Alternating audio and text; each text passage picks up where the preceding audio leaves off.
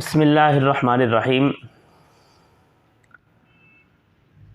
حضرت انس رضی اللہ تعالی عنہ فرماتے ہیں کہ ہم ایک مرتبہ نبی اکرم صلی اللہ علیہ وسلم کے ساتھ سفر میں تھے۔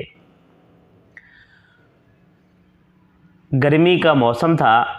ہم میں سے بعض لوگ روزے سے تھے اور بعض لوگ جو ہیں وہ مفطر تھے، یعنی انہوں نے روزہ نہیں رکھا ہوا تھا۔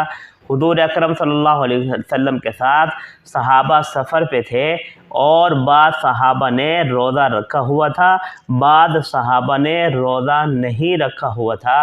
ایک جگہ پر نبی اکرم صلی اللہ علیہ وسلم نے پڑاؤ کیا۔ اب جن لوگوں نے روزہ نہیں رکھا تھا، جن صحابہ نے روزہ نہیں رکھا تھا، چونکہ گرمی کا موسم تھا تو وہ مستعد تھے، چاق و چوبند تھے، اور جن لوگوں نے روزہ رکھا ہوا تھا، جن صحابہ نے روزہ رکھا ہوا تھا، وہ کمزور ہو گئے تھے روزے کی وجہ سے اور گرمی کی شدت کی وجہ سے وہ نڈھال ہو گئے۔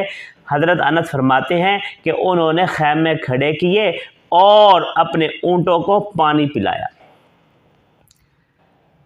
تو ماں بعد آپ صلی اللہ علیہ وسلم نے ارشاد فرمایا کہ آج کے دن جن لوگوں نے روزہ نہیں رکھا ہوا تھا انہوں نے ثواب کا میدان جیت لیا۔